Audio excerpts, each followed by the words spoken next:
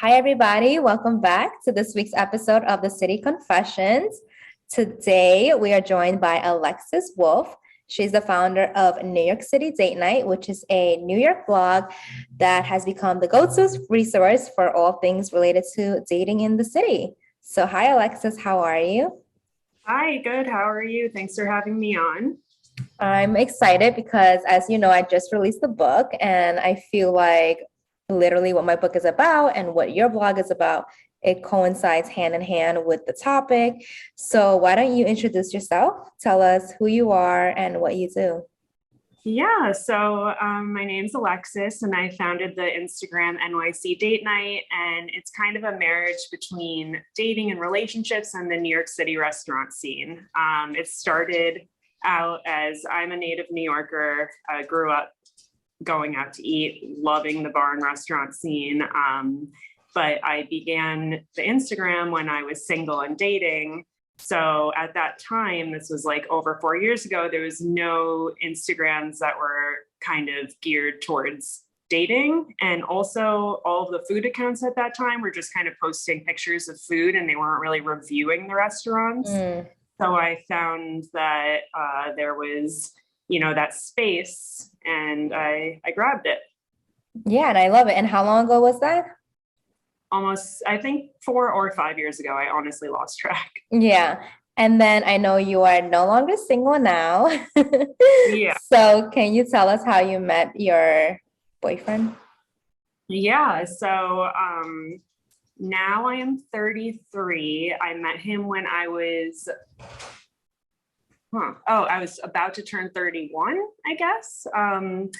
And we matched on Hinge. And we were kind of chatting, but the conversation fizzled. I wasn't really like that sure about it. And I was just talking to a million people. But it turns out that we had mutual friends. One of my friends tagged me in one of her stories, and it turns out he knew her. So he reached out to her and we kind of got reconnected that way. And since they had good things to say about him, we ended up going out and now we live together. Yeah, I love it. I feel like you give me hope.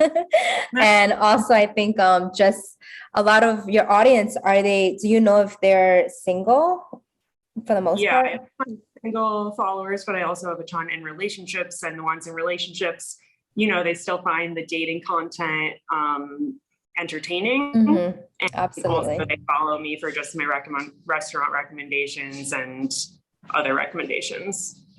Okay. And then personally for you, what is like the biggest dating lesson that you've had over the years before you got into a relationship? I feel like I spent so much time dating thinking about if they like me and not enough time thinking about if I liked them. So I would waste a lot of time just like hoping that I didn't get rejected and like trying to be the best version of myself just so that they would continue to want to date me, even if it wasn't the right person. And the truth is that there's like a million people in the world, but very few who will actually like work out dating wise. So it's not, it's not a loss if it doesn't work out. It's just like another person to check off the list.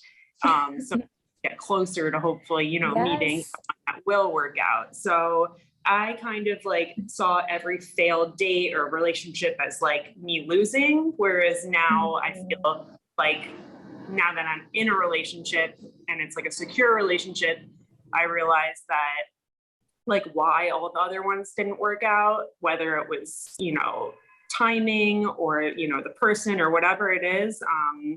And so, yeah, just really, if you're single and dating, like stop focusing on whether they like you, stop taking it as a loss and a hit to the ego. I know it is, but really just like try to think about like, can this person truly be compatible with me?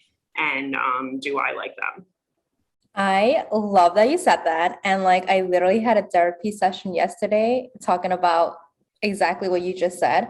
And I wrote about this in my book about, it's one step closer to meeting your person.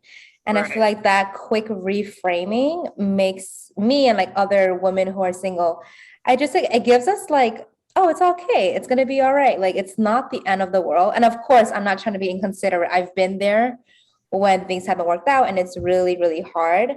Yeah. But I would love to bring it back to New York since we both are native and you obviously met your, I was gonna say partner. I don't know. I use that word now. Boyfriend, partner. Yeah.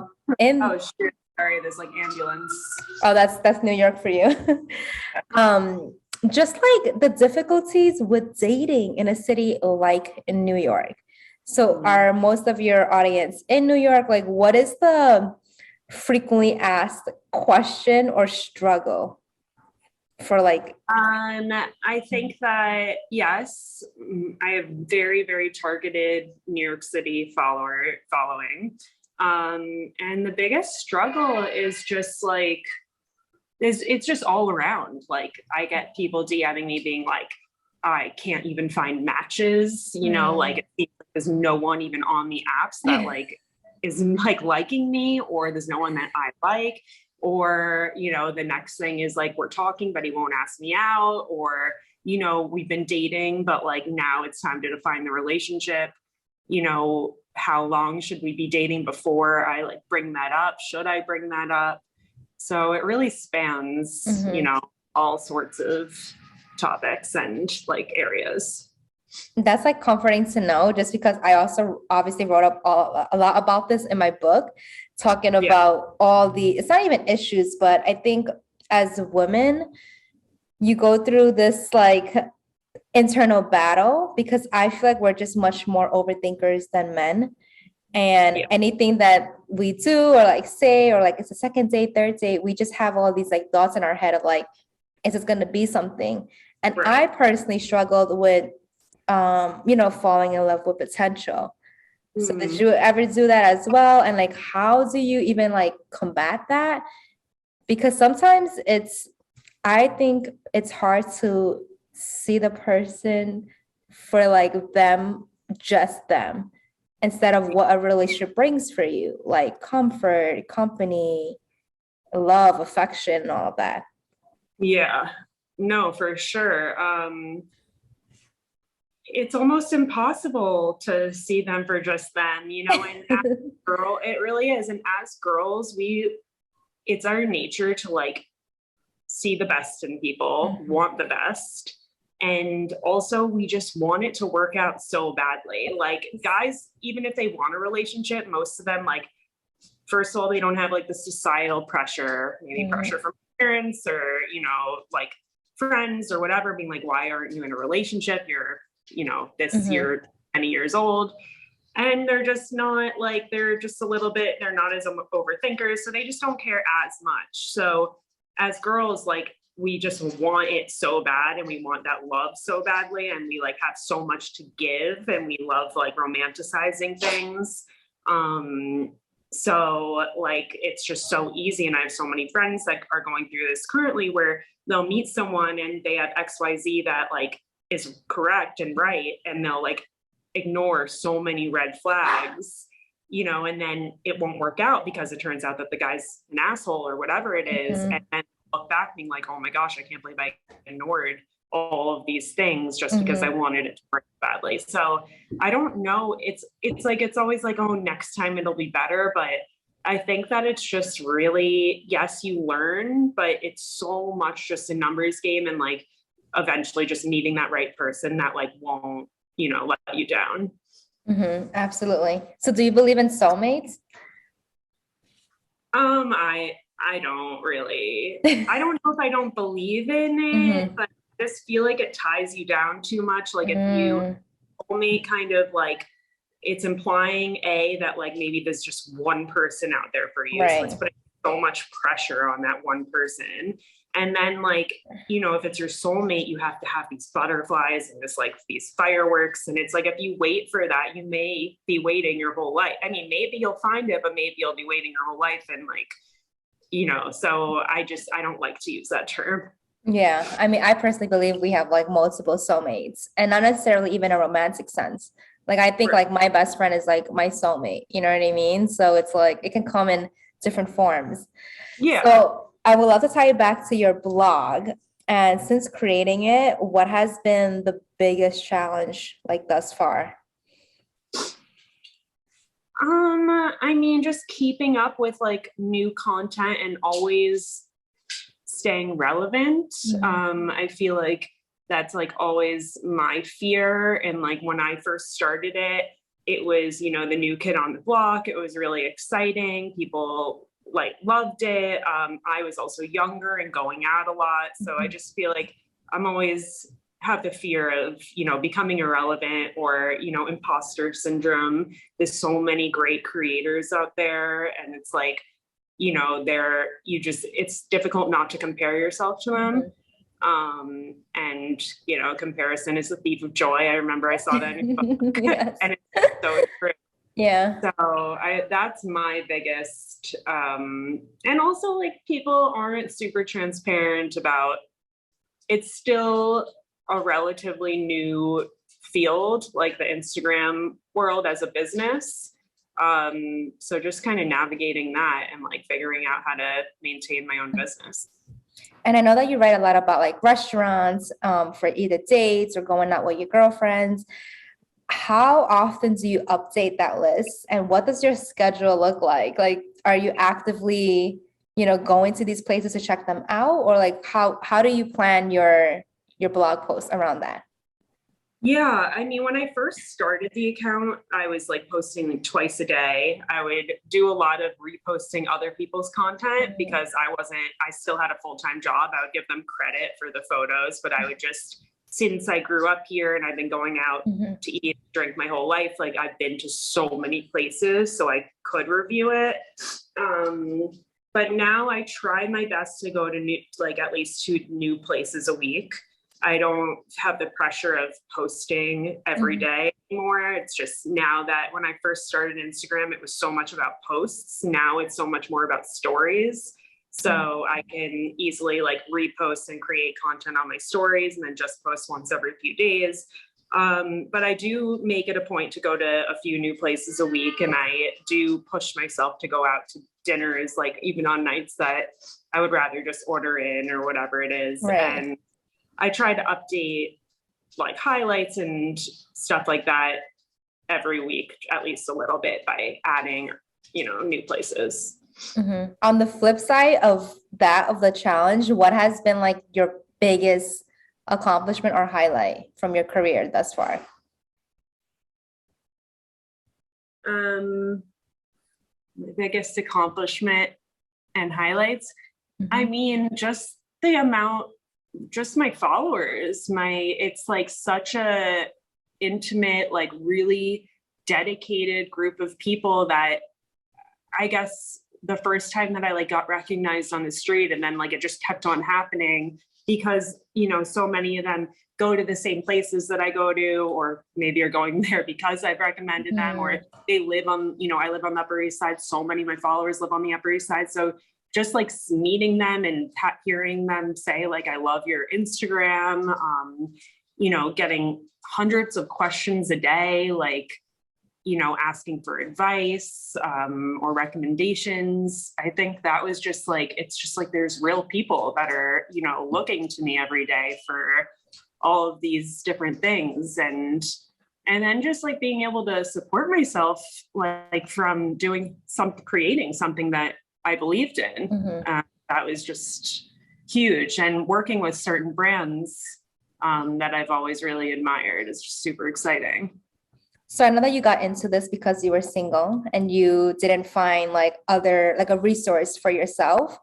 But aside from that, like where does I guess the love for creativity come from? Like, have you always somewhat been a creative person? Because I see what you do as a creative outlet. Yeah, for sure. I mean, I've always been, like on the artsier side. I always loved art, and I tried to do like the desk 9 to 5, and I hated it. And I just knew that I needed to like be on my own terms. And at our graduation, I went to a really small all girls school, and like each of us stood up on stage while a different teacher kind of, you know, briefly spoke about us. And the teacher that spoke about me was like, Alexis will be a food critic one day. No way. And I didn't even know where that came from. I guess I was always just talking about stuff like that, like talking about the restaurants I was going to, or, you know, I did like writing a lot, and creative writing. So yeah, I think that I've always been creative and I needed that sort of outlet in order to like enjoy what I was doing, for sure. And I just, like I said, needed to work for myself. Like I just had a really hard time with anyone telling me what time to be somewhere and what to do, and sitting at a desk when like I knew that I didn't have to be there. Like, let's say all my work was done, but like just because you have to be there from 9 to 5, you know, that really bothered me. Oh my God, I said the same thing because I used to work in like a desk job as well. And that was one thing I just could not understand. Like you technically could leave, but it was also this unspoken rule, like you can't. Yeah. And I would just be on my desk. And that's how I was like working on my blog. But I was like, there's no work. And that's normal sometimes. You know, you have your busy phases and you have the time when literally the inbox would be 0 emails. And I'm like, what am I doing in my life?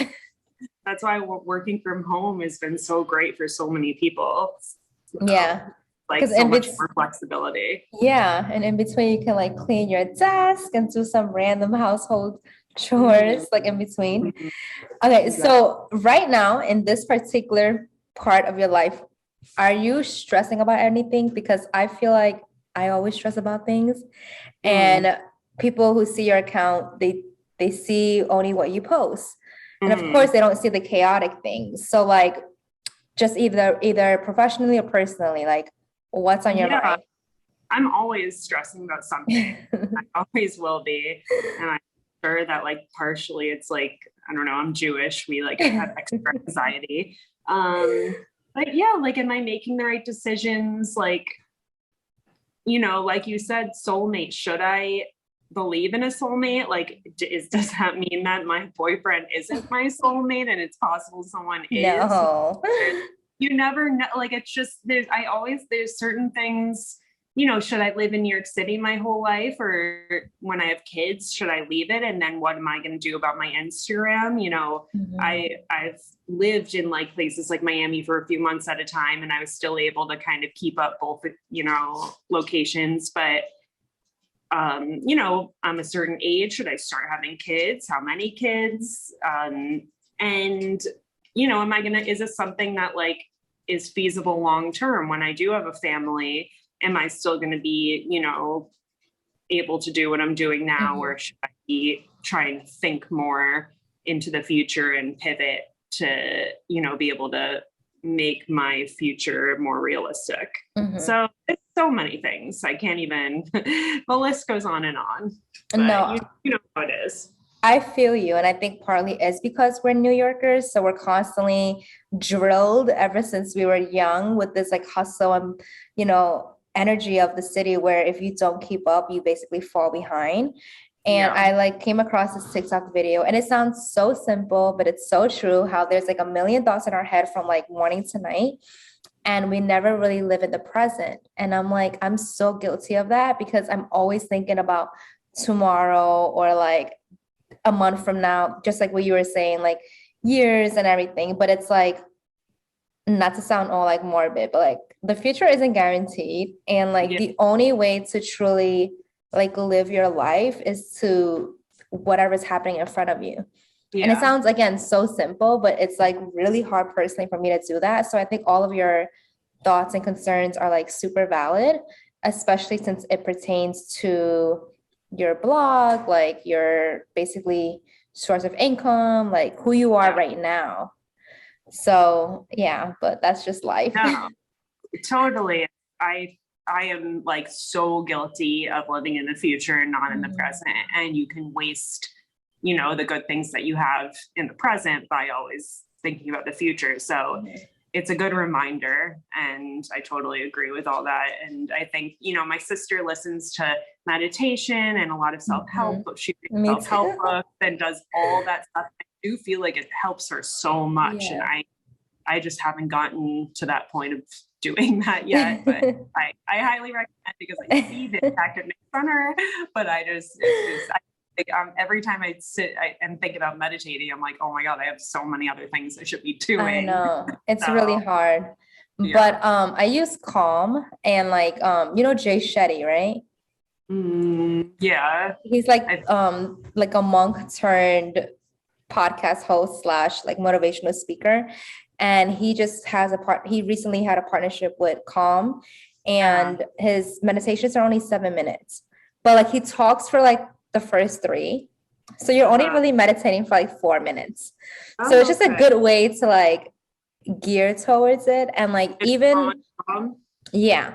Okay. But even with people who meditate, it's like it's impossible not to have like a random thought that comes up. Do you know what I mean? Like there's just no way. Like even like the expert monks say that. So, but it's hard. It's hard to focus. Okay, so my podcast is called The City Confessions. And basically after I, speak with my guests, I love for them to share a confession. So Alexis, if you can share a confession, and this can be anything. This could be something that like is a fun fact or like something people don't know about you. I don't know. This is confession. I have to think about this one. Yeah, think. You could relate it back to like anything like dating, New York City.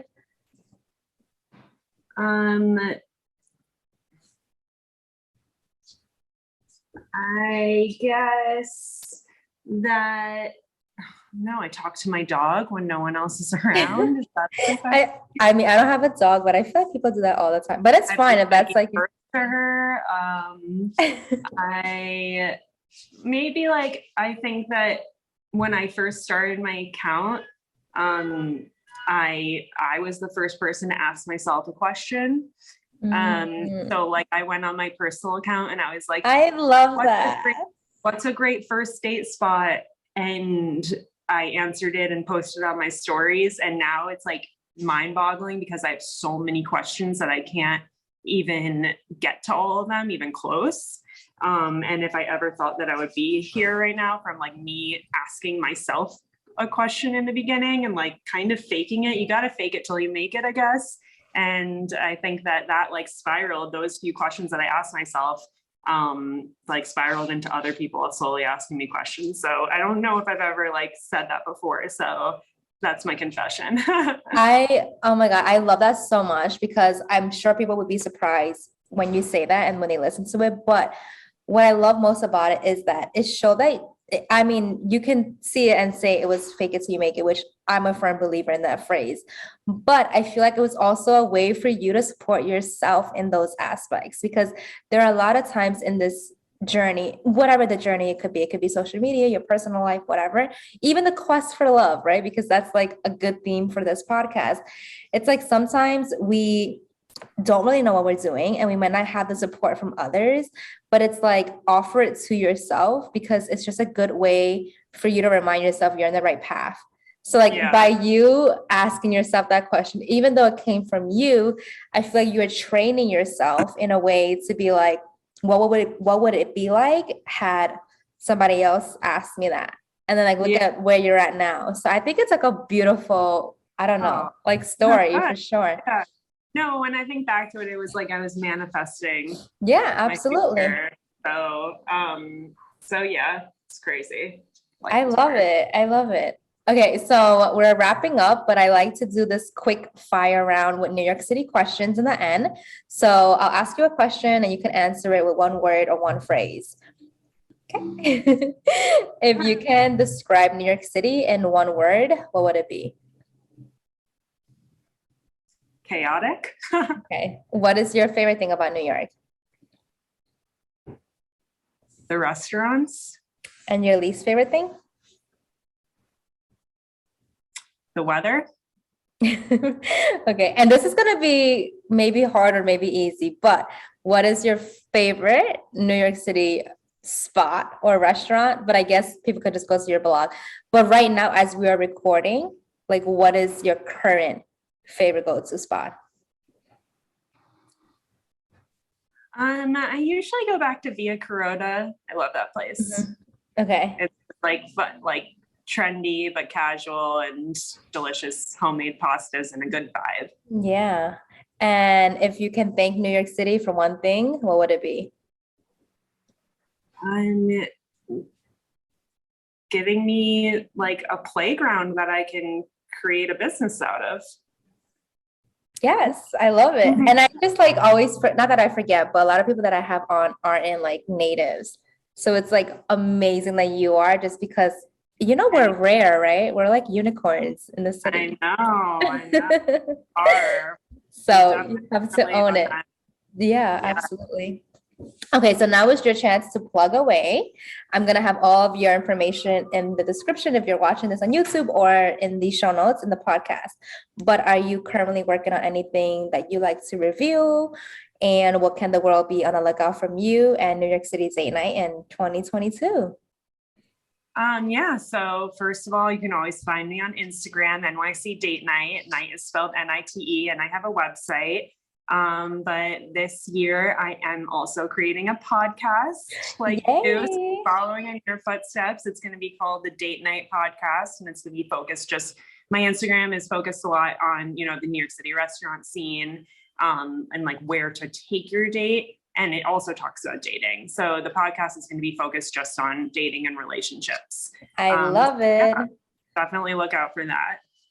Amazing. Okay. And then my final question for you is, what is the number one thing you love about yourself? How I can read people, like how I'm very perceptive. And my common sense. I guess that's kind of two different things, but also a little bit intertwined. Yeah. No, I love that. All right. Well, thank you so much, Alexis, for coming on and speaking with me and my audience. I hope you all enjoyed this episode. Make sure you follow Alexis and stay tuned for next week's episode. All right. Bye.